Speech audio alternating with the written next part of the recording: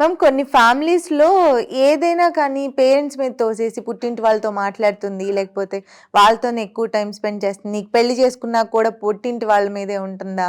ఇట్లాంటివన్నీ రైజ్ చేసి అమ్మానాన్నలని ఏదో సెపరేట్ చేయటానికి చూస్తున్నట్లుగా కొంతమంది మాట్లాడతారు. పెళ్ళవ్వగానే పుట్టింటి వాళ్ళని మర్చిపోవాలా? కొందరు మ్యారేజ్ అయిపోయిన తర్వాత they think they own that person. ఆ వచ్చిన పర్సన్ వాళ్ళ సొంతం అనుకుంటారు. అలా చూసుకుంటే హ్యాపీనే. అలా కాకుండా అక్కడ ఉన్నాళ్ళందరినీ వదిలేసుకుని ఇక్కడికి రావాలి అనుకునే స్వార్థం అదొక టిపికల్ మెంటాలిటీ ఈ కాలంలో ఎక్కడ లేవు. కొంచెం తగ్గినాయి కంపేర్ టు ఆ రోజులతో కంపేర్ చేసుకుంటే. బట్ ఇన్ జనరల్‌గా ఏంటంటే ఇప్పుడు కొత్త రిలేషన్‌షిప్ వచ్చిందని చెప్పేసి ఓల్డ్ రిలేషన్‌షిప్స్ ఎవరు వదులుకోరు. జస్ట్ మ్యారేజ్‌తో you are getting an extension of the family. అక్కడ బ్లడ్ రిలేషన్‌షిప్ అయితే ఇది సోల్ రిలేషన్‌షిప్. ఈ 2 కనెక్ట్ అయితేనే you will have a beautiful life together. So మంచికి అక్కడ ఆస్తులు కావాలి, అక్కడ పిల్ల కావాలి, రేపు పంటలు పొలాలు ఇస్తే అక్కడ దాని మీద వచ్చే ఆదాయం ఎక్స్పెక్ట్ చేస్తారు, రెంటల్ ఇన్కమ్ కానించి. ఇవన్నీ ఎక్కడి నుంచి వచ్చినాయి? From that blood relationship what she had and where she came from.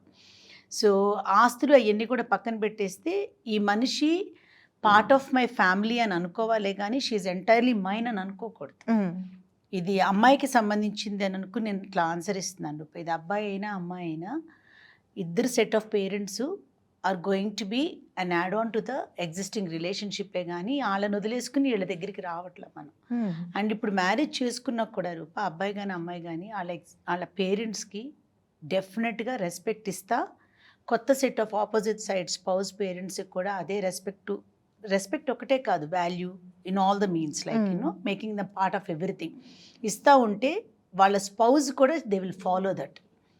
రెండోది చాలా మందిలో చూస్తూ ఉంటాను నేను జనరల్గా పెళ్ళై ఇక్కడికి రాగానే కొత్త మనుషులు, కొత్త గాలి, కొత్త అట్మాస్ఫియరు, కొంచెం చిన్నతనంతో వాళ్ళ పేరెంట్స్ దగ్గర సిబ్లింగ్స్ గురించి, వాళ్ళ రిలేటివ్స్ గురించి, ఇక్కడున్న ఫ్యామిలీలో వాళ్ళ దగ్గరికి వచ్చి వాళ్ళని చాలా లూజ్ టాక్ చేయటం, వాళ్ళని లెట్ డౌన్ చేయటం, వాళ్ళ గురించి ఆల్ నెగిటివ్స్ అన్నీ ఇక్కడ చెప్పేయటం చేస్తారు. అక్కడ 2 విషయాలు జరుగుతాయి. ఒకటి, you're putting your family down no matter what.